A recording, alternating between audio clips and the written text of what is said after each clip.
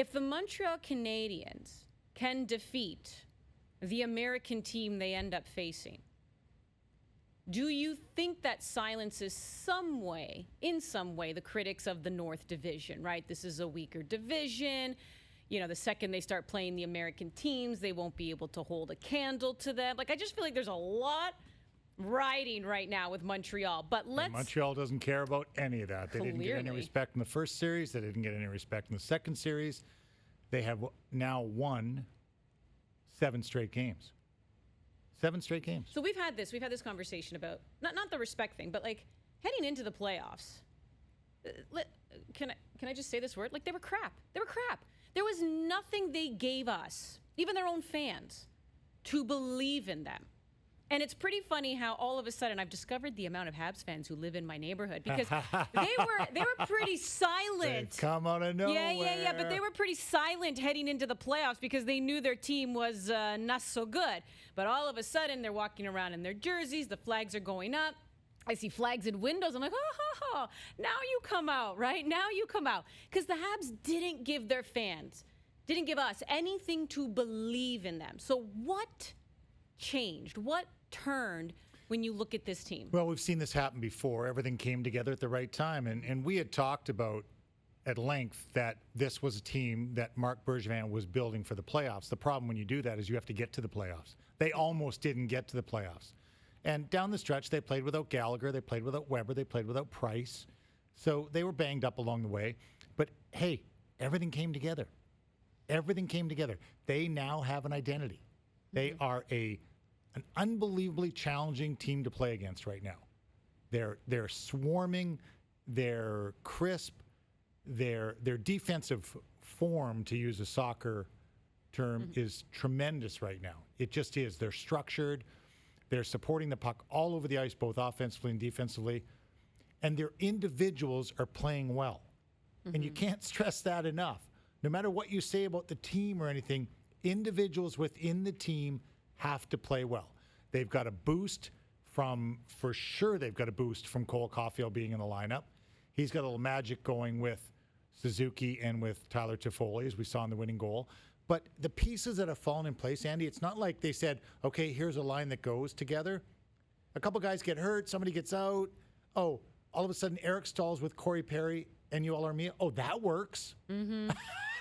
So, and the big four in defense have been really good. At the start of the playoffs, when I was asked about Montreal, and I saw them a lot this year, I said in order for them to be successful, they had to control the front of both nets. And I like their odds better of controlling the front of their own net, number one, because of their goaltender, but number two, because of the size and grit of Shea Weber, Jeff Petrie, Joel Edmondson, and Ben Sherratt. Ben Sherratt likes being mean. He just does. Oh, we saw that against the Leafs. He likes being mean. And so they've controlled the front of their net. They have now controlled the front of the other team's net. And as the series went on against the Leafs, think of how tight they were on where they scored their goals against Jack Campbell. And now how tight they are on where they're scoring. Their number of slot shots versus going into the game last night was 42-23 against Winnipeg. Their slot shot scoring chances. I mean, almost double. And that's a talented Winnipeg offensive hockey team. Now, Winnipeg had, in each of the first games of the 2 series, the other team lost a really good player, John Tavares and Mark Scheifele. So does that factor in? Yes, it does. Each lost a defenseman, Jake Muzzin, and later in the series, and Dylan DeMello. And Dylan DeMello was a big loss for Winnipeg because if you take one piece out, everything else moves around. So perfect storm, call it what you want. We've watched it with Montreal before. 2 years that I played, they won the cup and weren't the best team in the league during the regular season. But in 86, we got upset in the first round. Edmonton got upset in the first round by Calgary. All of a sudden, here was Montreal with their goaltender sneaking through. 93, 10 overtime games in 93? These years happen. Yeah. These years happen. This could be happening. Now, when they get south of the border, who knows? But don't bet against them.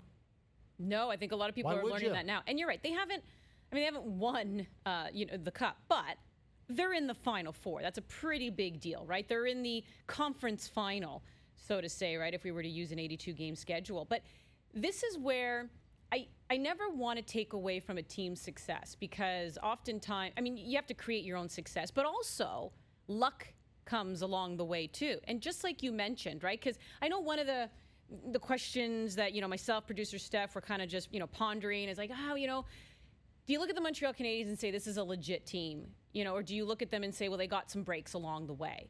And I guess to me, in the world of sport, you need both. Are you kidding? In the world of sport, what about the world of life? I'm still waiting Are for you discounting the good luck in the world of life? Yeah, waiting for the luck still in life. Right. But that's Stephen Ballmer's roommate at Harvard was Bill Gates. Oh. Yeah. How about that, Andy? I'm surprised you know his roommate's name. Right? Stephen Ballmer's a billionaire. Yeah. Because of Bill Gates. Well, he's a bright guy too, but his roommate happened to be a genius. Does anyone who's really rich want to be my friend and see what happens? You got to go back to college and hope you get a really good roommate. That's your chance. But that's the thing, right? Think about that. But that's what I mean. So if we're sitting here going, okay, Montreal, is this a legit team? Because, Toronto, they had, John Tavares went down, that changed things up. To your point, Winnipeg, Mark Scheifele gets suspended, game 1. But then I'm like, but is that not also sports? Is that not also how sports work, right? Sometimes it's about being the team that can stay the healthiest and get through, who knows, right? Or the team who can take advantage of another team that has a hiccup of some kind.